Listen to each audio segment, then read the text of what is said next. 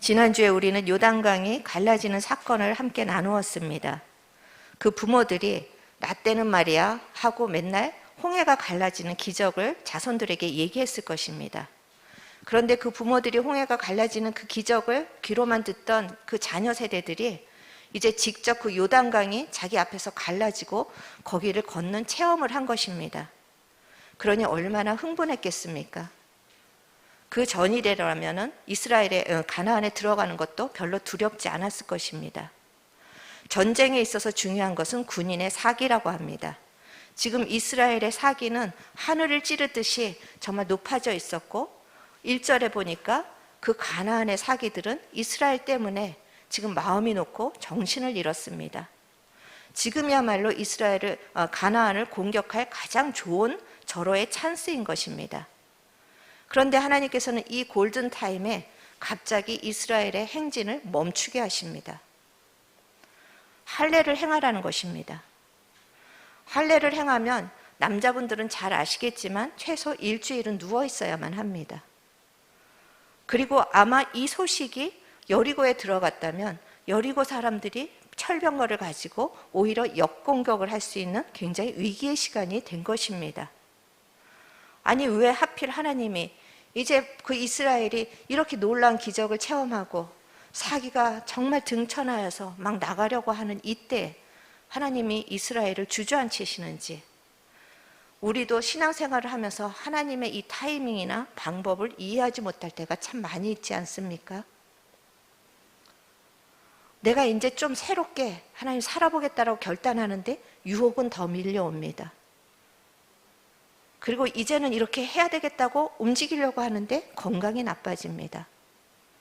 갑자기 잘 나가던 상황이 한순간에 무너지기도 합니다. 다른 사람들은 다 잘 나가는 것 같은데 나만 주저앉아 있는 것 같고 나에게만 응답이 없고 그렇게 멈추고 지체되는 시간이 우리에게도 너무나도 많이 있습니다. 그러나 우리가 보기에는 이 지체되는 시간이 하나님 보시기에는 이스라엘이 가장 빨리 전진하는 시간이었던 것입니다. 하나님께서는 이 지체되는 멈춤의 시간에 세 가지를 행하십니다. 하나는 헬례와 또 유월절을 지키라는 것과 하나님의 군대 장관을 보내시는 것입니다. 이 세 가지 사건을 통하여서 이스라엘은 자신들이 누구이며 자신들이 믿는 하나님이 누구인지, 그리고 가나안엔 어떻게 들어가야 되는지 자기의 정체성과 직면하는 시간을 가졌어야만 하는 것입니다. 우리가 해외로 입양된 고아들을 보면은 양부모와 모양이 다릅니다. 그리고 자기의 친부모는 누구인지도 모릅니다. 그 나라 사람도 아니고 그렇다고 한국 사람도 아니고 자기의 정체성의 뿌리를 알지 못하니까 세상으로 성공을 할지라도 늘 마음은 혼돈과 공허함 속에 살아가는 것을 자주 볼 수가 있습니다. 갑자기 예수를 믿는다라는 이유로 하나님께 입양된 우리도 마찬가지입니다. 하나님께 입양은 되었는데 내가 하나님의 사람인지 세상 사람인지, 하나님의 나라에 속했는지 세상의 나라에 속했는지 혼돈스러울 때가 참 많이 있습니다. 우리가 내가 누구인지를 알지 못하면 신앙생활을 건강하게 할 수가 없습니다. 그리고 세상에서 산다고 아무리 애써도 행복하게 살 수가 없는 것입니다. 그렇기 때문에 하나님은 빨리 나가는 것이 중요한 것이 아니라 이스라엘에게 먼저 자기가 누구인지를 아는 것이 중요했습니다. 그래서 이스라엘에 사람이 보기에는 가장 골든타임이라고 생각하는 이때에 이스라엘을 멈추게 하신 것입니다. 우리는 하나님이 이스라엘을 멈추게 하시면서 이 세 가지 사건을 통해서 이스라엘에게 무엇을 알려주시기를 원했는지를 함께 살펴보면서 하나님의 사람으로 입양된 내가 누구인지, 또 이 땅 가운데서 어떻게 살아가야 하는지를 다시 한번 우리의 정체성을 확립하는 시간이 되기를 주님의 이름으로 축원합니다. 첫 번째 할례 사건을 통해서 하나님은 우리는 세상에 속한 자가 아니라 하나님께 속한 자라는 것을 기억하라고 하십니다. 창세기에 보면 하나님께서 아브라함을 택하셔서 그 많은 사람 중에 아브라함을 택하셔서 불러내십니다. 그리고 아브라함을 통해서 이제 하나님의 나라를 세워갈 거에 그 계획을 말씀하시고 아브라함에게 별과 같이 많은 자손을 줄 것이고 가나안 땅을 유업으로 주겠다라고 하나님께서 먼저 약속을 하십니다. 그리고 그 약속에 대한 증거로 이스라엘에게서 나는 남자아이들은 8일 만에 다 할례를 하라고 명령을 하십니다. 그러니까 이 할례는 생식기를 가르는 그냥 외부적인 어떤 조건이 아니라 이스라엘이 하나님의 택하신 백성이라는 것을 나타내는 표식인 것입니다. 이스라엘과 하나님과 어떤 관계인지를 보여주는 하나의 계약 증서와 같은 것입니다. 지금 가나안에 들어가기 전에 이 제2세대, 이들은 아직 할례를 행하지 못하였습니다. 광야 생활에서 하면서 광야에서 태어났기 때문에 그 길에서 할례를 행하지 못하였다라고 되어 있습니다. 그렇기 때문에 하나님은 이들이 먼저 누구인지를 알아야지만 가나안에 들어갈 수 있다는 것을 아셨던 것입니다. 이들이 자신이 누구인지를 모르면 가나안에 들어가서 가나안 사람도 아니고 그렇다라고 하나님의 사람도 아니고 그렇게 정말 혼돈과 그런 어려움 속에 처할 것을 아셨던 것입니다. 그래서 하나님께서는 이제 이스라엘을 할례를 행하라고 명하신 것입니다. 그런데 신명기 34장에 보면은 이 할례를 행하실 좋은 시간이 있었습니다.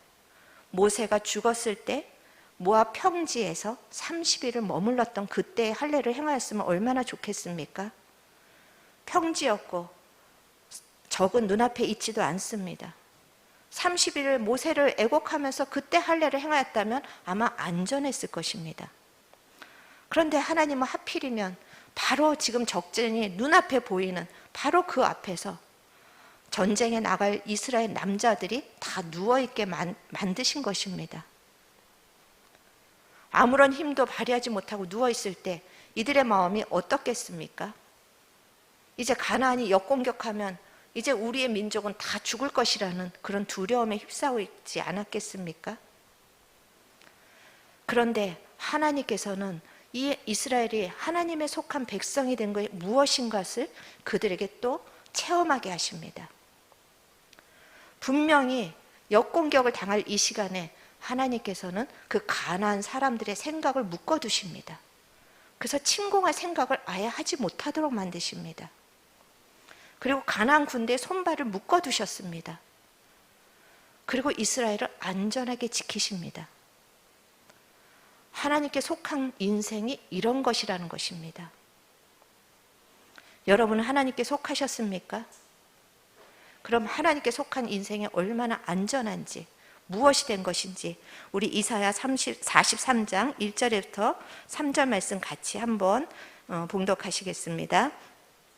야곱아, 너를 창조하신 여호와께서 지금 말씀하시느니라. 이스라엘아, 너를 지으신 이가 말씀하시느니라. 너는 두려워하지 말라. 내가 너를 구속하였고 내가 너를 지명하여 불렀나니 너는 내 것이라. 내가 물 가운데로 지날 때에 내가 너와 함께 할 것이라. 강을 건널 때에 물이 너를 침몰하지 못할 것이며 내가 물 가운데로 지나갈 때에 타지도 아니할 것이요 불꽃이 너를 사르지도 못하리니 대저 나는 여호와 내 하나님이요. 아멘. 여기서 하나님이 그 이스라엘을, 야곱은 이스라엘을 향한 사랑하는 별명입니다. 야곱아, 너는 내 것이라. 야, 너 내 거야. 얼마나 가슴 떨리는 일입니까? 감격이 없으십니까? 이 세상의 만왕의 왕께서 야, 너 내 거니까 내 옆에서 떠나지 마. 우리가 그런 존재라는데 감격이 없으시다면 우리가 아직 하나님을 귀하게 여기지 아니하기 때문은 아닐까요? 여러분이 너무나 사모하는 어떤 사람이 어느 날 야, 너 내 거야. 너 나에게서 떠나지 마. 그런 말을 들었다라면 어떤 마음이 드시겠습니까?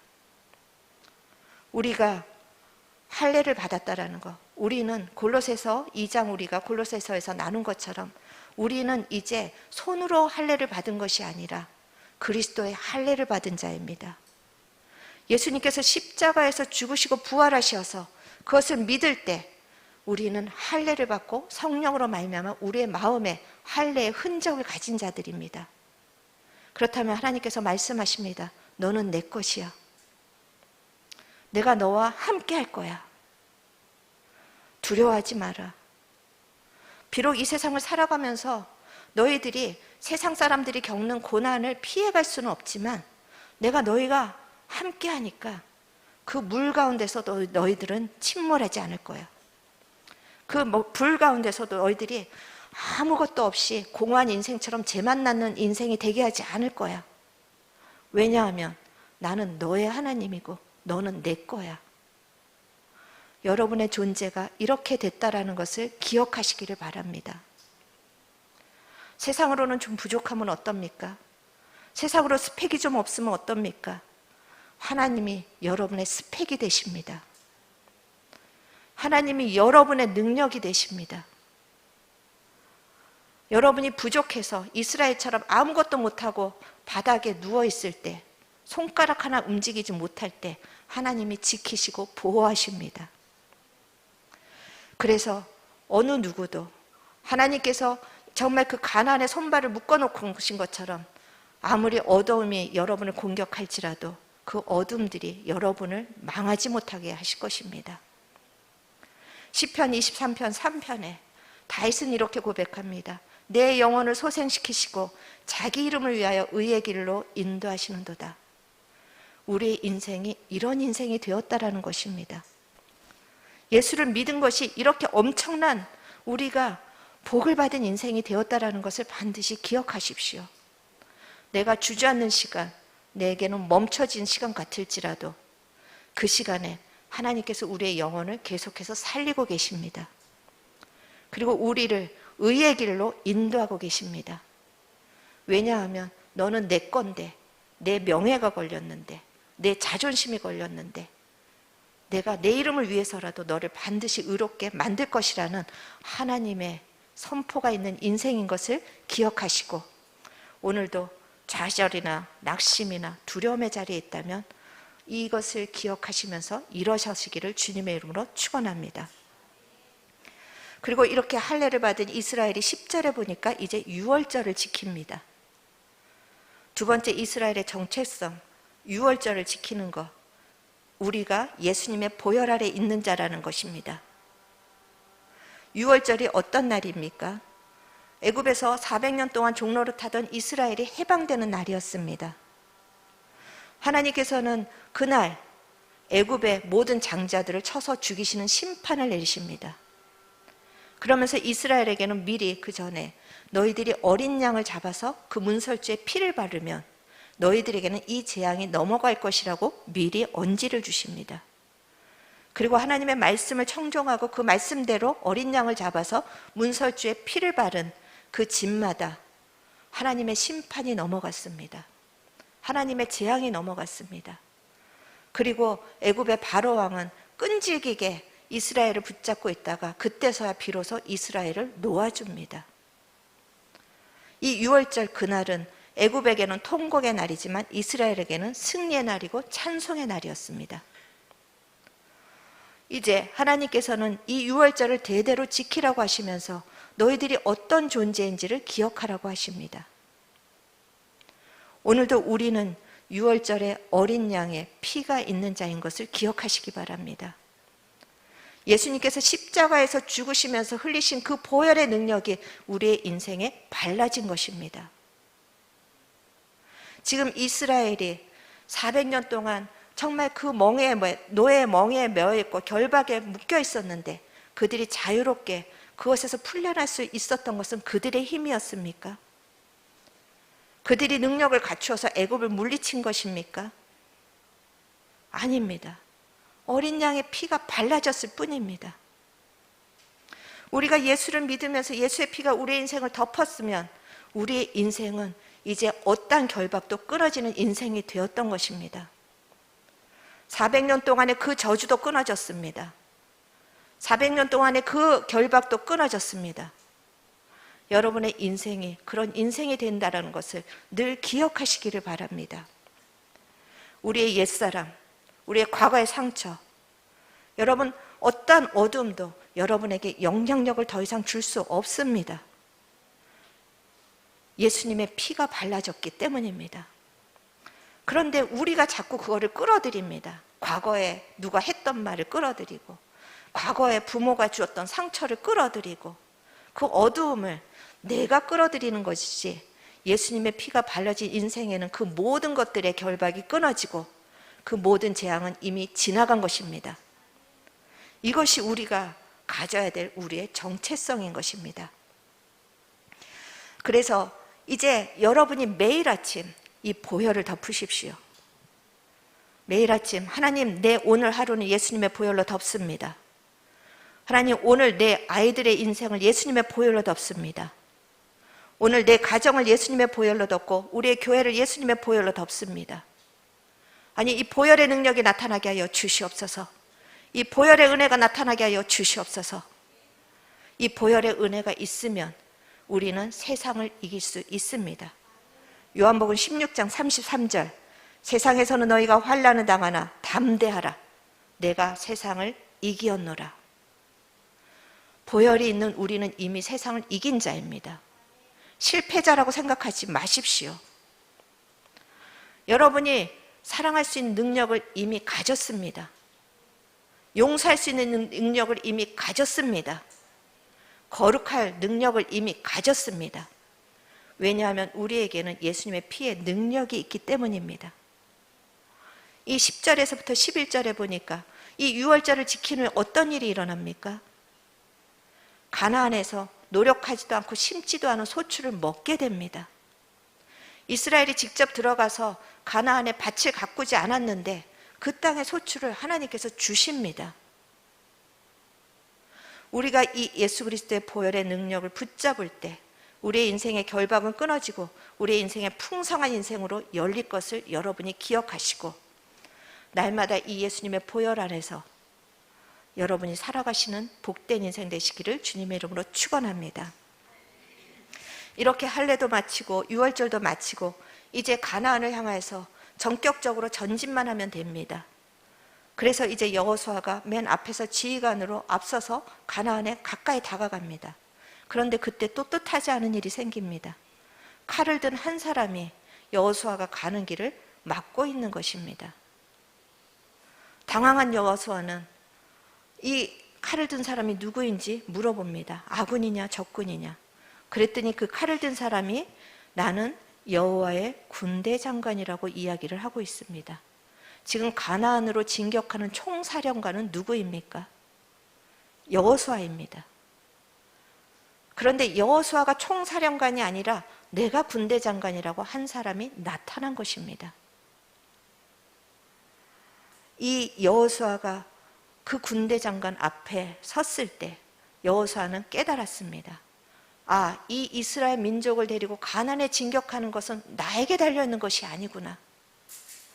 내가 이 군대 장관이 아니구나. 하나님께서 군대 장관이시구나. 나는 그저 하나님의 군대이구나. 군대 중에 한 사람이구나. 그것을 깨닫고 그 자리에 무릎을 꿇고 엎드립니다. 이 사건을 통해서 이스라엘이 기억해야 될 세 번째 이스라엘의 정체성은 하나님의 군대라는 것입니다.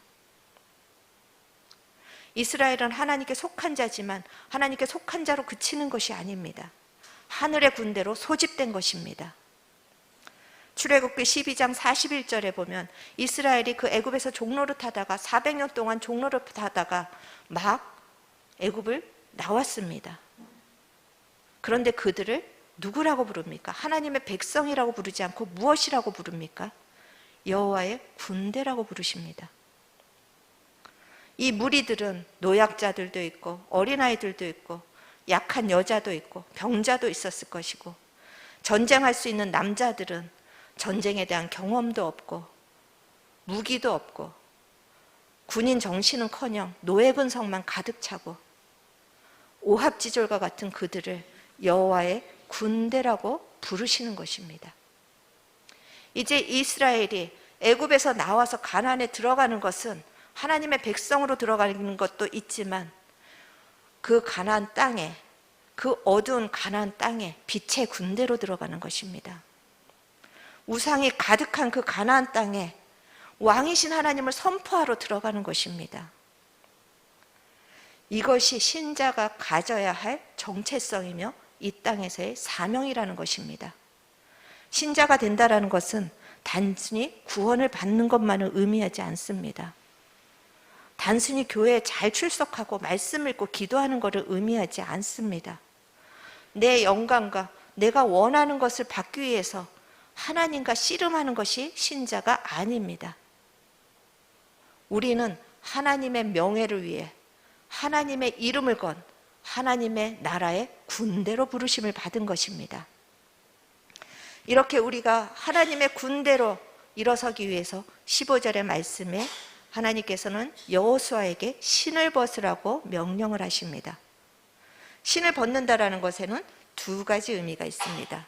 첫 번째는 신을 벗는다라는 것이 자기의 권리를 포기한다라는 의미를 가지고 있습니다. 여기 남자 성도님들은 다 잘 아시겠지만 군대에 가시기 전에 어떤 마음으로 가십니까? 아, 군대 가면 내 뜻과 내 멋대로 살아야지, 이렇게 하고 가십니까?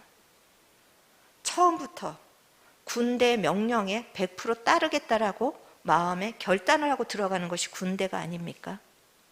신을 벗는다라는 것은 내 뜻과 내 생각과 다를지라도 하나님의 말씀대로 살겠다라는 결단과 그 각오를 이야기하는 것입니다. 아, 지금은 내가 이러니까 조금 있다, 그것이 안 통합니다. 지금 나가라 하면 나가야 되고 지금 멈추라 하면 멈추는 것이 우리 신자의 인생입니다. 그렇지만 그거는 억압하는 것이 아니라 그렇게 살 때 하나님께서 반드시 우리의 인생에 우리가 알지 못하는 풍요로움을 부어주실 분이라는 것입니다. 우리가 군대로 살기 위해서는 신을 벗어야 합니다. 나의 편안함과 나의 고집과 이 신을 벗을 때 우리는 하나님의 군대로 일어날 것입니다. 그리고 또 신을 벗는다라는 것은 신발이 더러운 땅들을 밟고 다니기 때문에 그 더러움을 떨쳐버린다라는 의미를 가지고 있습니다. 할례를 받는다라는 것도 동일하게 나는 이 세상 사람들과 똑같이 살 것이 아니라 하나님의 구별된 백성으로 살겠다라는 약속이 전제되는 것입니다. 그렇게 우리가 하나님의 구별된 백성으로 더러움을 버리고 살겠다라고 결단할 때 하나님께서는 우리에게 생각지도 못한 은혜를 주십니다. 9절에 보면 할례를 마친 이스라엘에게 내가 오늘 애굽의 수치를 떠나게 하셨다라고 말씀하십니다. 그런데 이상한 것은 애굽에서 노예로 벗어나는 그 순간에 수치가 굴러간 것 아닙니까? 이스라엘이 애굽에서 나왔던 40년 전에 내가 이제 너희들을 노예에서 해방해서 그 노예의 수치를 다 굴려보냈어, 그렇게 말씀하시는 것이 더 맞는 것 같은데 40년이 지난 오늘 애굽의 수치를 굴려버렸다라고 말씀을 하십니다. 그 이유에 대해서 오늘 우리가 정말 그 읽은 그 말씀 위에도 있지만 애굽에서 나왔던 그 이스라엘의 1세대들은 몸은 나왔지만 그들의 의식은 나오지 못했던 것입니다. 그래서 광야 40년 동안에 계속해서 하나님께 불순종하면서 그 의식이 바뀌지 않으니까 불순종하다가 그 광야에서 다 죽습니다. 우리가 몸은 지금 교회에 나왔지만 의식은 세상과 똑같을 수 있습니다. 우리가 말씀을 읽고 기도를 하지만 그 생각과 가치관과 문화는 여전히 세상과 똑같을 수 있습니다. 이것이 빠지도록 싸우는 것이 군대로 사는 것입니다. 그럴 때 하나님은 우리의 인생의 수치를 반드시 제거하십니다. 그렇기 때문에 신자는 이 땅 가운데서 정말 유람선을 타고 정말 좋다, 행복하다, 풍성하다 그렇게 살 자가 아니라 우리 안에 있는 모든 애굽, 세상에서 배웠던 가치관, 습관, 죄의 본성, 이것을 싸우는 하나님의 군대로 명령을 받은 것입니다. 우리의 적은 외부의 상황이 아닙니다. 나를 괴롭히는 어떤 사람이 아닙니다. 내 안에 있는 죄입니다. 그 나를 괴롭히는 세상의 상황이나 사람 때문에 격동하고 있는 나의 자아입니다. 조그만 소리에도 참지 못하고 자존심이 상했다라고 난리를 치고 나는 상처받았다라고 그렇게 주장하고 이렇게 살아야 할 사람이 아닙니다. 예수님은 어떻게 사셨습니까? 그분은 이 세상에서 육신의 몸을 입고 있었지만 사람이 조롱을 하거나 배신을 하거나 묵묵히 자기의 길을 걸어가셨습니다. 왜냐하면 그런 것들로 흔들릴 정체성이 아니기 때문입니다. 그분에게는 분명한 사명이 있었습니다.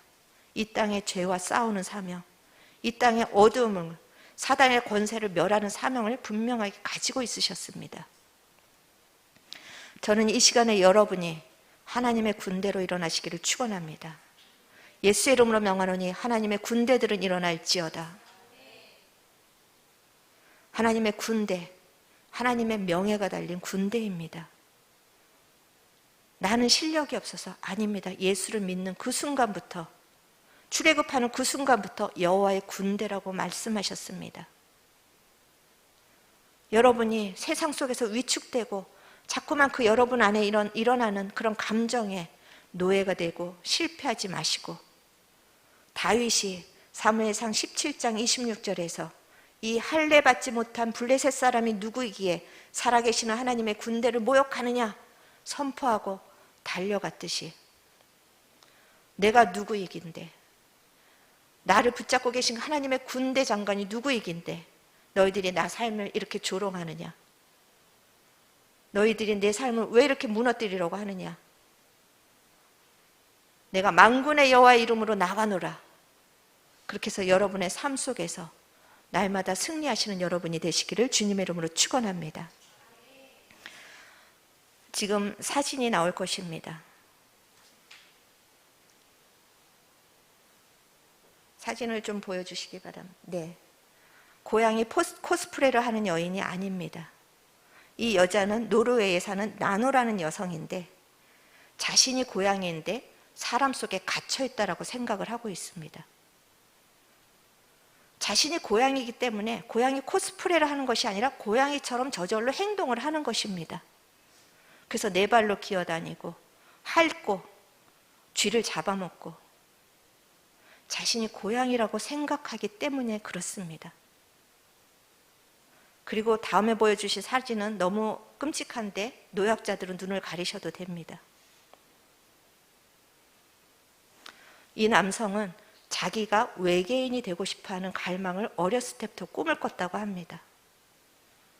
그리고 외계인처럼 보이려고 성형을 100번을 넘게 했습니다. 살을 자르고 뼈를 깎고 그 고통도 마다하지 않고 성형을 계속해서 지금도 진행하고 있습니다. 왜냐하면 자기는 외계인이 되고 싶어서. 이 정체성이 자기의 삶의 방향과 행동과 모든 것을 결정한다라는 것입니다. 여러분은 누구십니까? 여러분의 인생의 사진은 어떻게 찍히겠습니까? 저 남성을 우리가 끔찍하게 바라보고 있지만 여러분의 인생의 사진은 탐욕으로 일그러진 사진이 아니겠습니까? 음란으로 일그러진 사진은 아니겠습니까? 미움과 증오로 일그러진 사진은 아니겠습니까? 이 시간에 여러분이 누구인지 다시 한번 여러분의 정체성을 확립하십시오. 이것이 우리가 이 땅에서 살아갈 수 있는 유일한 승리의 비결인 것입니다.